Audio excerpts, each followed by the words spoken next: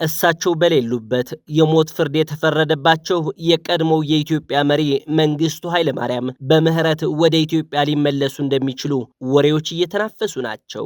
የቻይና ሀገር ውስጥ ፖለቲካ በእጅጉ እየተናጠ ይገኛል። የሀገሪቱ የኒውክሌር ሚስጥር ለአሜሪካ በቻይና ጄኔራሎች ስለመሸጡም ተሰምቷል። ቻይናም ጄኔራሎቿን እስከ አንጀታቸው መመርመር ጀምራለች።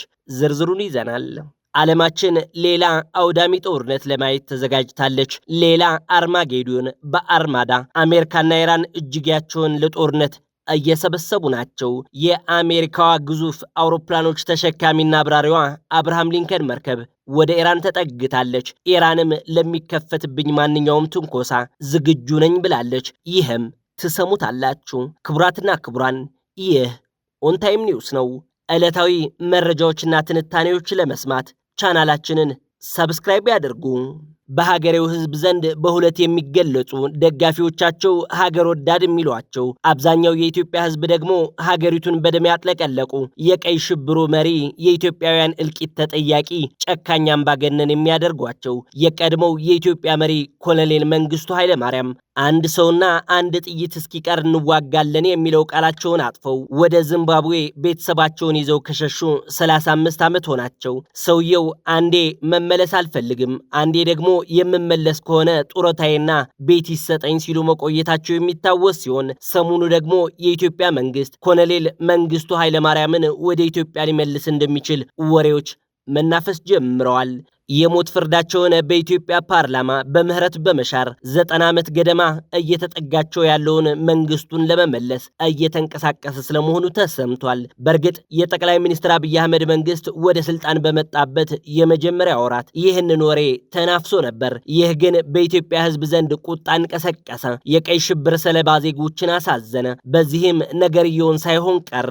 በወቅቱ የቀድሞ ጠቅላይ ሚኒስትር ኃይለማርያም ደሳለኝ ከሳቸው ጋር በዚምባብዌ የተነሱት ፎቶ እንኳን ትልቅ ተቃውሞን ቀስቅሶ እንደነበር የሚታወስ ነው። ይህንን ጥያቄ ለአቶ ኃይለማርያምም በኮንፍሊክት ዞን ቃለ መጠይቃቸው ትልቅ ፈተና የሆነ ጉዳይ ነበር። ይህ መንግስቱ ኃይለማርያም ወደ ሀገራቸው ይመለሳሉ የሚለው ጉዳይ ታዲያ ከ8 ዓመት በኋላ ደግሞ ዳግም ወደ ማህበራዊ ሚዲያው ተለቋል። ሰውየው በሀገራቸው እንዲቀበሩ በተለይም ደግሞ ኢትዮጵያ አሁን ለማካሄድ በዝግጅት ላለችው የኢትዮጵያ ሀገራዊ ምክክር ሰውየውን ለእርቅ እንደ ትልቅ ማሳያ አድርጋ ልትጠቀምባቸው እንደምትችል እየተገለጸ ይገኛል። ይህ ማለት ደግሞ ብሔራዊ መግባባት በሚል የቆዩ ቁስሎች መፈወስ ለሚለው ሐሳብ የቀድሞ መሪዎችን በምህረት ወደ ሀገራቸው እንዲመለሱ ለማድረግ ነው የሚሉ ወገኖችም አሉ።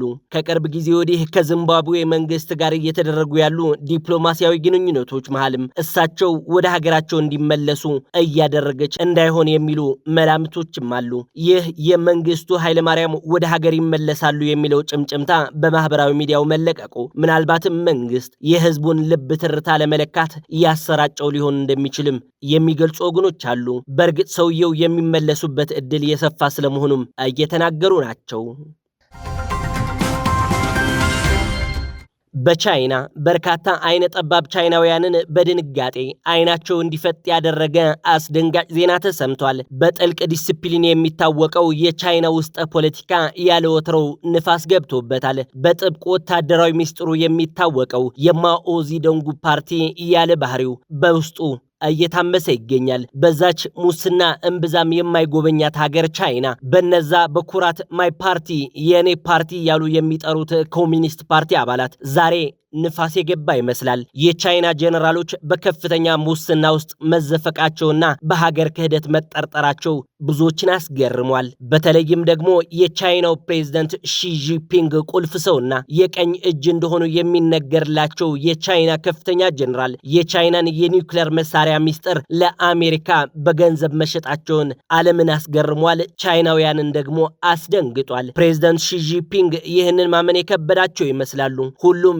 የሀገሪቱ ጄኔራሎች እስከ አንገታቸው ድረስ እንዲመረመሩ ትዕዛዝ አስተላልፈዋል። በሀገረ ቻይና ይህ በወታደራዊ አመራር ደረጃ ታይቶም ተሰምቶም የማይታወቅ በመሆኑ በሀገሪቱ ከፍተኛ ድንጋጤን ፈጥሯል። የቻይና ጄኔራሎች ሌሎች በርካታ የሙስና ወንጀሎች ይፈጽሙ እንደነበርም የተደረሰበት ሲሆን በተለይም ደግሞ እጅግ ከፍተኛ የተባለውን የሀገርን ሚስጥራዊ የኒውክሌር ቴክኖሎጂ መረጃ ብር ተቀብለው ለአሜሪካ ሰዎች አሳልፈው ሰጥቷል የተባለው የሀገር ክህደት ግን ከፍተኛ ምርመራ እየተካሄደበት የሚገኝ ሲሆን ይህ ተፈጽሞ ከሆነ የነ ቻይና ቅጣት ምን እንደሆነ የሚታወቅ ነው።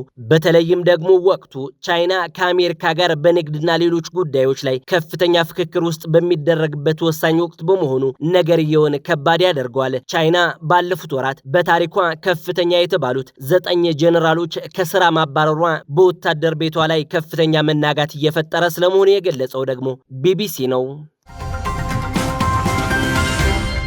ዓለማችን የሩሲያና ዩክሬን ጦርነት ፋይል ባልዘጋችበት፣ የጋዛ ጉዳይም መቋጫ ባላገኘችበት፣ የቬንዙዌላና አሜሪካ ጉዳይም ወዴት እንደሚያመራ ባልታወቀበት ሁኔታ ሌላ የዓለም ኢኮኖሚን የሚያናጋ በተለይም ደግሞ የነዳጅን ነገር ገደል የሚከት አዲስ ጦርነት እየተዋለደ ይመስላል። ይህ አርማጌዶን ነው። የኋላ ታሪካቸውን ወደ ኋላ ሲገለጥ ፍቅረኛሞች እንደነበሩ የሚነገርላቸው አሜሪካና ኢራን ዛሬ የጦርነት የመጨረሻውን ፊሽካ ለመንፋት እጅጌያቸውን እየሰበሰቡ ይገኛሉ። ባለነጭ ጸጉሩ የአሜሪካው ፕሬዝዳንት ዶናልድ ትራምፕ ኢራንን ሳይቀጡ የሚያርፉ አይመስሉም። ጡንቾቿን በእስራኤል ላይ ስታሟሙቅ የነበረችው ቴህራንም አሜሪካን አፈራርሳለሁ እያለች ነው። እንደ ጂኦፖለቲካል ሞኒተር ሀተታ ከሆነ የሁለቱ ሀገራት የግንኙነት ቀጭን መስመር ሙሉ በሙሉ ተበጥሶ ወደ ጦርነት የሚገቡበት ደረጃ ላይ ደርሷል ይላል።